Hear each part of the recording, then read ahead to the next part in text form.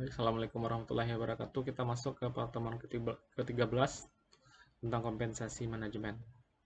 Ya, kompensasi. Apa itu kompensasi? Berarti sesuatu yang diterima baik secara fisik maupun non-fisik. Nah, termasuk di dalamnya apa? Gaji, tunjangan, insentif. Nah, semua yang kita terima ketika kita bekerja di sebuah perusahaan itu namanya kompensasi. Gaji, bonus, tunjangan, insentif itu adalah termasuk kompensasi. Jadi tujuan pertemuan ke-13 ini adalah kompensasi. Ini penting untuk atau dalam melakukan proses pengendalian manajemen. Ya, kira-kira banyak nggak orang yang komplain karena masalah gaji? Banyak. Nah, ya, bahkan tanggal 1 Juni, setiap tanggal 1 Mei Hari Buruh Nasional. Ya, kayaknya gaji ini kurang aja terus ya gitu. Kan bikin 1 Mei. Penemuan penelitian atas insentif organisasional, individu-individu cenderung lebih termotivasi oleh penghargaan pendapatan potensial daripada oleh rasa takut akan hukuman. Karyawan ini ada dua pendekatan. Yang pertama adalah pendekatan penghargaan. Ya, jadi reward motivationnya pendekatan penghargaan. Kalau kalian bisa jual produk ini sekian unit, kalian dapat bonus. Tuh penghargaan, itu motivasi penghargaan.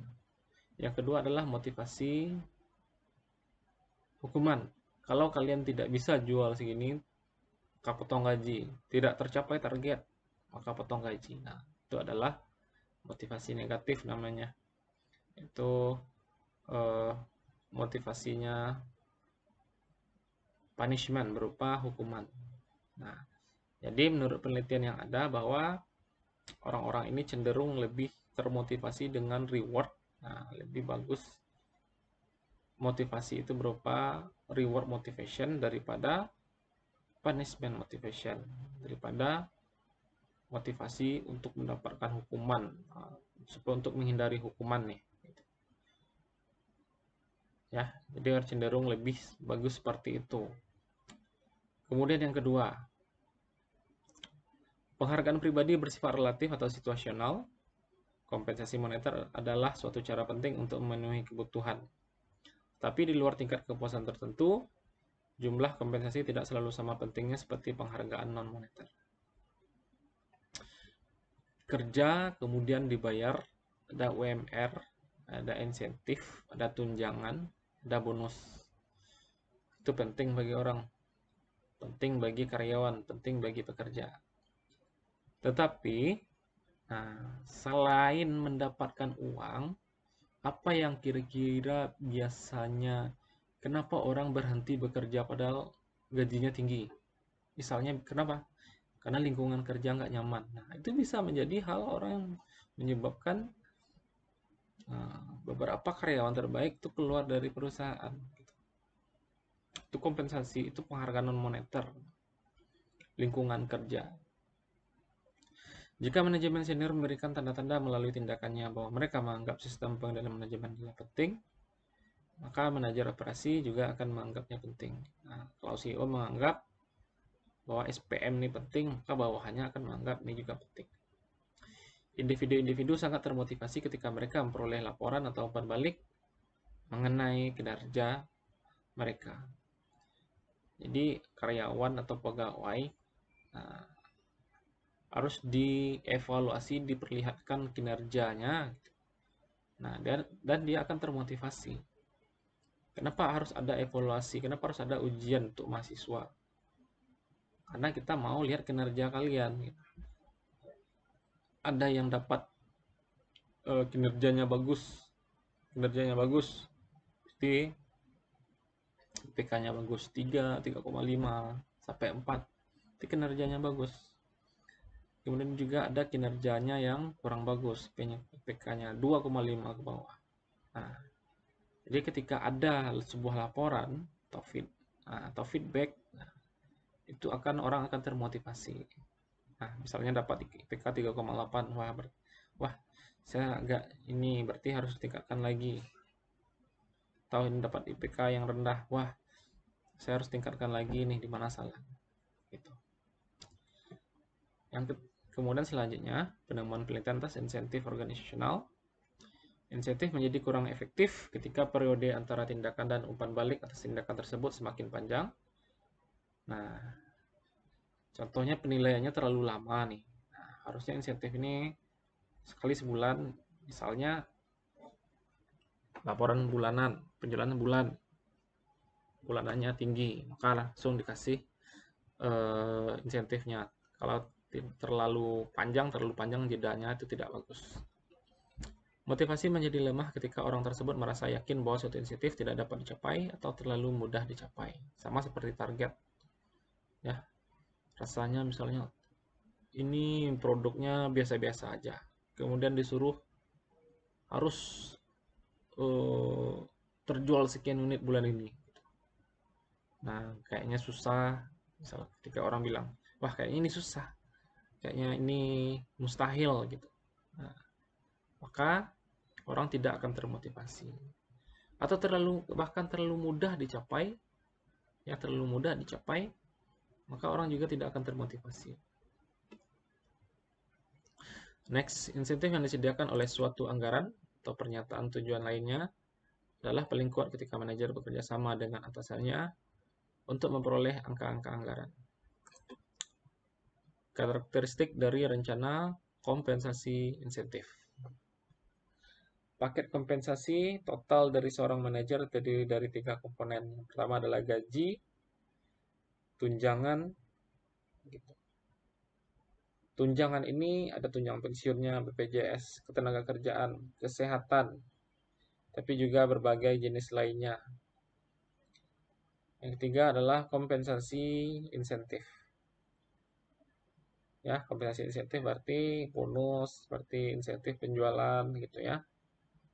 Nah, 3 komponen tersebut saling bergantung satu sama lain. Tetapi yang ketiga khusus berkaitan dengan fungsi pengendalian manajemen. Yang 3 ini, yang kompensasi insentif ini tergantung kinerja kalian. Tergantung kinerja pegawainya, tergantung kinerja karyawannya. Gaji dan tunjangan berarti udah ditetapkan berdasarkan standarnya. Nah, kemudian yang ketiga ini fungsi pengendalian manajemen. Kalau dalam perusahaan yang misalnya dalam divisi pemasaran, dalam divisi marketing, nah yang menyebabkan orang salesman itu menjadi lebih tinggi kompensasinya, lebih tinggi pendapatannya dalam sebulan nih, itu karena yang komponen yang ketiga ini, semakin banyak dia jualan mobil, nah, banyak yang udah kalau orang udah pesan mobil namanya SPK ya, sudah ada surat permintaan konsumen.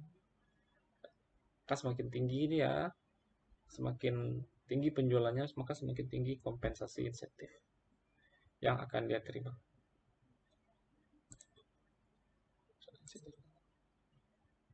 Oke. Rencana insentif jangka panjang. Suatu opsi saham adalah hak untuk membeli sejumlah lembar saham pada atau tanggal pelaksanaan tertentu di masa depan, tanggal pelaksanaan, pada harga yang telah disetujui, pada tanggal pemberian opsi, biasanya harga pasar sekarang atau 95% dari harga pasar sekarang. Ada manajer ini ketika manajer ya. Nah, ketika dia sudah bekerja, dia diberikan sebuah hak istimewa untuk membeli saham yang berada di bawah nilai pasar. Nah, itu namanya opsi saham. Bagaimana cara menghargai manajer yang udah lama. Kemudian ada juga saham phantom. Saham phantom adalah memberikan kepada manajer sejumlah saham untuk tujuan pembukuan saja. Ya, adalah diberikan saham. Nah, supaya ada nampak sedikit ada insider ownership-nya, kepemilikan manajer terhadap perusahaan itu. Itu namanya insider ownership. Kalau ada yang bikin skripsi, ada namanya managerial ownership, berarti kepemilikan manajer. Ya. Nah, insider ownership sama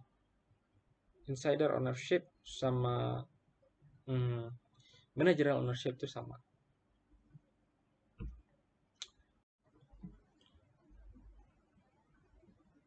Kemudian rencana insentif jangka panjang, hak apresiasi saham. Suatu hak apresiasi saham adalah suatu hak untuk menerima pembayaran uang tunai berdasarkan peningkatan dalam nilai saham dari saat pemberian penghargaan sampai satu tanggal tertentu di masa mendatang. Saham kinerja. Suatu saham kinerja memberikan sejumlah tertentu saham ke seorang manajer ketika cita-cita jangka panjang tertentu telah dipenuhi. Jadi dikasih manajernya saham ya. Dalam suatu rencana unit kinerja, suatu bonus tunai dibayarkan ketika target jangka panjang tertentu telah tercapai. Insentif untuk pejabat korporat. Kompensasi CEO biasanya didiskusikan oleh komite kompensasi Dewan Komisaris setelah CEO tersebut mempresentasikan rekomendasi untuk kompensasi bawahan. Kapan? RUPSLB. Ada RUPST, ada RUPSLB. Rapat umum pemegang saham tahunan. Kemudian ada juga rapat umum pemegang saham luar biasa. Itu agendanya beda. Kalau rapat umum pemegang saham tahunan, itu biasanya agendanya adalah penggunaan laba yang diperoleh di tahun yang lalu.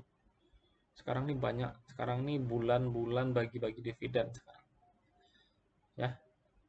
Ketika agendanya itu adalah agendanya penggunaan laba tahun sebelumnya, itu namanya RUPST. Nah, kalau penggantian direksi, penggantian komisaris, misalnya seperti Telkom kemarin, itu RUPSLB. Tapi dia bisa digabung agendanya. Ada RUPS itu yang digabung, RUPST dan RUPSLB. Itu digabung. Tapi ada juga perusahaan-perusahaan yang memisahkan antara RUPST sama RUPSLB-nya. Contohnya Hexindo, kode perusahaannya Hexa. RUPSLB-nya dia sudah tukar direksinya, komisarisnya, karena dia perusahaan dari Jepang, ada yang perangkat-perangkatnya itu dari Jepang, direksi, komisarisnya. RUPST-nya nanti. Nah, itu beda. Kapan kompensasi CEO, besaran gaji direksi itu kapan ditetapkan ketika RUPSLB? Ya. Jenis insentif untuk manajer unit bisnis. Beberapa insentif bersifat keuangan, sementara lainnya bersifat psikologis dan sosial. Insentif keuangan mencakup kenaikan gaji, bonus atau tunjangan dan fasilitas, mobil, perjalanan wisata, keanggotaan klub, dan seterusnya. Insentif psikologis dan sosial meliputi kemungkinan promosi, tambahan tanggung jawab, otonomi yang lebih besar, lokasi geografis yang lebih baik, dan pengakuan. Piala, partisipasi dalam program pengembangan eksekutif, dan semacamnya. Dua filosofi atas pembayaran insentif. Ada pembayaran tetap. Ada perusahaan ini dia rekrut orang yang baik. Di-hire orang yang baik, kemudian bayar dulu dengan baik, baru diharapkan kinerja yang baik. Ada filosofi yang kedua, yaitu merekrut orang baik, diharapkan kinerja yang baik dulu, nah, baru dibayar dia kalau kinerjanya benar-benar baik. Nah, kalau saya sebagai seorang karyawan, saya pilih yang pertama. Saya pengennya dibayar dulu yang baik, dibayar dulu, nah, ya, dibayar dulu yang dengan baik, kemudian baru ada kinerja. Tapi kalau seandainya saya yang punya perusahaan, kerja dulu, sadis juga ya, kerja dulu yang baik, kemudian baru dibayar ketika kinerja mereka benar-benar baik, ya. Jadi ini tergantung peran kita ya. Kalau sebagai seorang manajer kita mungkin sebagai seorang yang punya perusahaan mungkin kita akan menerapkan teori yang kedua. Kalau kita sebagai seorang pegawainya atau manajernya, maka kita mungkin akan bagus yang ini lagi ya. Tingkat batas nggak usah, dasar bonus, oke. Kriteria kinerja, pendekatan, kemudian teori agensi. Nah, ini diulang-ulang. Teori agensi ini selalu banyak setiap mata kuliah hampir ketemu lagi tentang teori agensi. Teori agensi mengeksplorasi bagaimana kontrak dan insentif dapat ditulis untuk memotivasi individu-individu untuk mencapai keselarasan tujuan. Hubungan agensi ada ketika salah satu pihak prinsipal menyewa pihak lain, agen untuk melaksanakan suatu jasa lain. Dalam melakukan hal itu, mendelegasikan wewenang untuk membuat keputusan kepada agen tersebut. Dalam perusahaan siapa agen? Manajer itu agen. Yang bekerja di perusahaan itu agen sebenarnya. Dari top manager, middle manager, sampai low management, low manajernya itu adalah agen. Yang punya perusahaan siapa? Yang punya perusahaan adalah pemegang saham, shareholder. Saya punya Pak perusahaan Unilever, walaupun cuma satu lot 5.000. Satu lot berarti 500.000. Wah, berarti Anda sudah prinsipal ya. Udah boleh ikut RUPS-nya. Walaupun cuma punya satu lot. Jadi kalau enaknya kalau tinggal kita di Jakarta, setiap hari itu hampir ada RUPS, bisa makan siang gratis. Punya ini satu lot. Nah, udah selamat makan siang. Gitu ya. Oke, next. Dalam suatu korporasi, pemegang saham merupakan prinsipal dan CEO adalah agen mereka. Pemegang saham menyewa CEO dan mengharapkan ia untuk bertindak bagi kepentingan mereka. Tantangannya menjadi bagaimana cara untuk memotivasi agen sedemikian rupa sehingga mereka akan menjadi sama produktifnya seperti jika mereka adalah pemilik. Kira-kira kalau kalian jadi pemilik nih apa yang kalian lakukan gitu. Nah, itu dia. Oke, terima kasih. Mungkin itu yang bisa kita sampaikan. Nah, mudah-mudahan bermanfaat. Nah, wabillahi taufiq wal hidayah. Assalamualaikum warahmatullahi wabarakatuh.